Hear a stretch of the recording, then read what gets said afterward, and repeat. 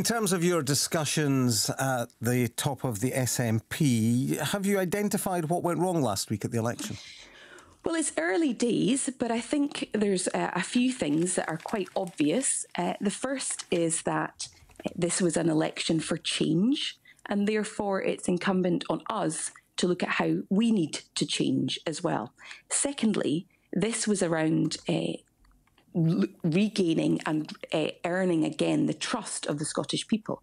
So we need to look at why and how we didn't inspire the number of voters to vote for us as we might have liked. And what sort of change do you think is necessary? Is it a change of leadership, as some are suggesting? I don't believe it's a change of leadership.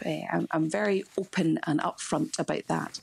I do think it's a change in ensuring our policy agenda matches the public's priorities. I think it's allowing John Swinney, who was only in post 2 weeks before the election was called. I think I was in post 10 days before it was called, allowing him to set out and deliver on his agenda of tackling poverty, of economic growth, of ensuring our public services are robust and resilient. And then perhaps the third one is I'm a Democrat and the secret ballot never lies. And therefore, we need to take on board the message that the public have sent us in preparation for 2026. Well, when you talk about the agenda being pursued and the public's priorities, there are many in your party who believe you didn't focus enough on independence. Yes, it was page 1, line 1 of your manifesto, but there wasn't really enough focus during the campaign. But the other side of that is that if we ask the public about their list of priorities, and pollsters did at this election, independence wasn't up there. It was the cost of living crisis, it was the health service, etc. How do you square that circle? Well, I think voters choose who to vote for and a whole host of different measures.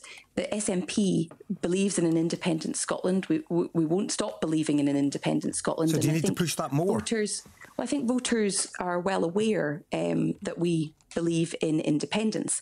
But in this election, they were desperate to get rid of the Conservative government, which they successfully did. It seems they're also desperate to give the SNP a bloody nose too. Well, and my point is that in this election, a Westminster election, and a Democrat, I accept the result, they were desperate to get rid of the Tories, and they did that. I think also, I've said already, it was a change election. And so we need to take on board where we need to change and refocus our efforts.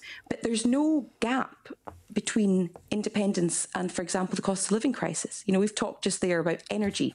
It's Scotland's energy. I assume you saw the comments from the chief executive of the Octopus Energy Group, who said that at times, if there was change to the energy market, Scotland could get free energy. The point there being, if there was a change to powers that are within the gift of the UK government, and which they've chosen not to use, Scotland wouldn't be facing the cost of living crisis it has. When we look at what some of your losing candidates have said, I wonder if you've spoken to many of your losing candidates to get their analysis. But Joanna Cherry, of course, former MP in Edinburgh, lost her seat last week. She says that she won't miss the stinking misogyny of some men she's had to work with in the SNP. Have you experienced that? Well, in terms of being in frontline politics, I don't think it's any surprise that there is misogyny at work across the Scottish public square or across the. But this is specifically within your party where you can make a difference. I mean, Eleanor Whittam, former minister, said that it nearly broke her last year, the misogyny that she faced within the party. Oh, well, and I've spoken to both of the people that you've mentioned just there in terms of their experience and their very difficult experiences, and why we need to make changes. But I think it would be, it's important to say that this is not unique to any one political party, and it's not unique to Scotland. It's an issue that right across perhaps Western democracies we are struggling with enormously, with social media, with the polarising and toxic nature of our politics. And indeed, I think if you recall, it was one of the reasons that Nicola Sturgeon said that she was standing down as well. So it's a much bigger problem, and it's an issue that those of us who are in senior roles within government and who are women need to do as much as we can to root out, and also to be a role model for other women, because the biggest risk is, of course, that other women therefore don't want to stand for politics.